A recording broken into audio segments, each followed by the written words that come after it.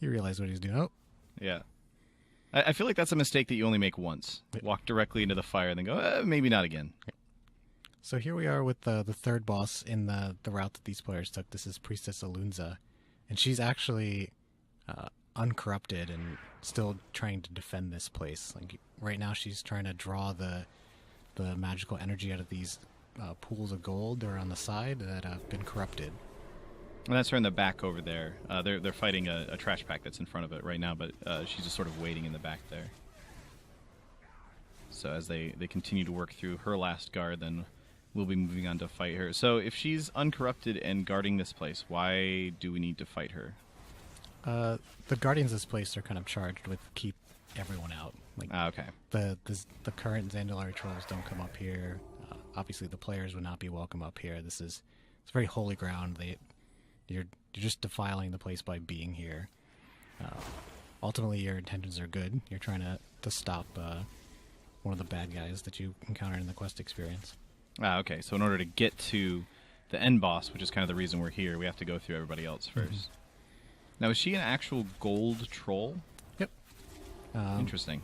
So I mentioned earlier we call this place the City of Gold, and you see it in a lot of the architecture, and then you see it here with this boss where she has the gold-colored skin, and she actually uses kind of a gold magic.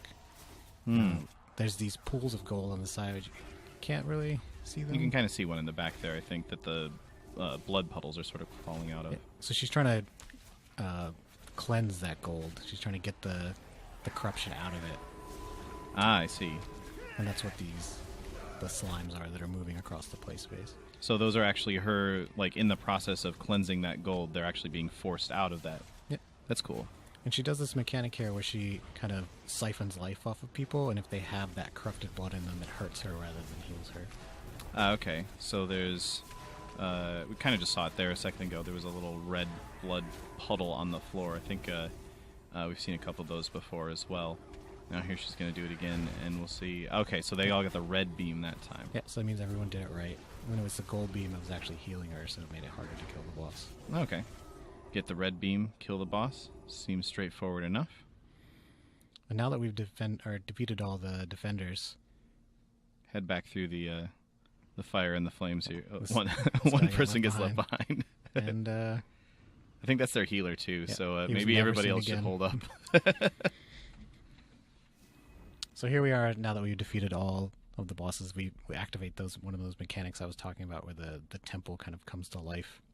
That is a really cool effect. Like that was a waterfall before, and Yep. now it's just turning into some stairs for the players to run up. And there's spiders. Yep, Excellent. You got to have spiders.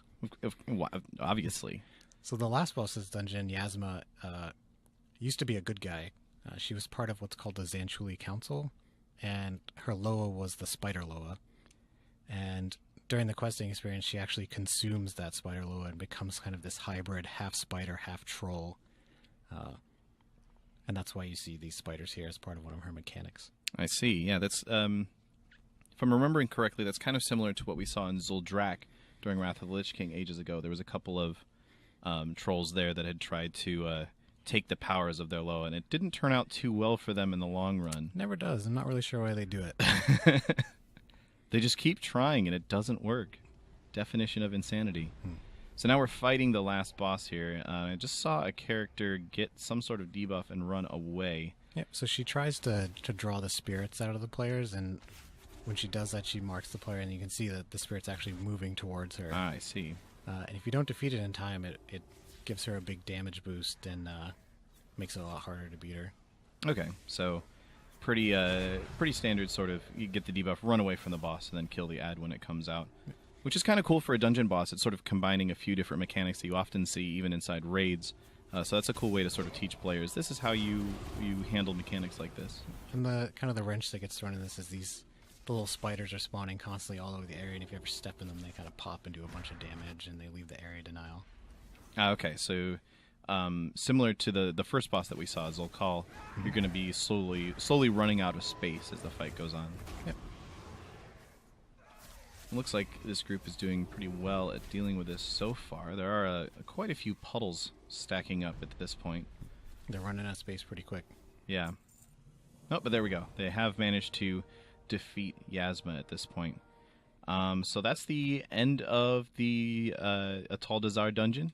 Thanks so much for hanging out and talking through this with us. Anytime. Awesome. Thanks again, guys. We'll see you later.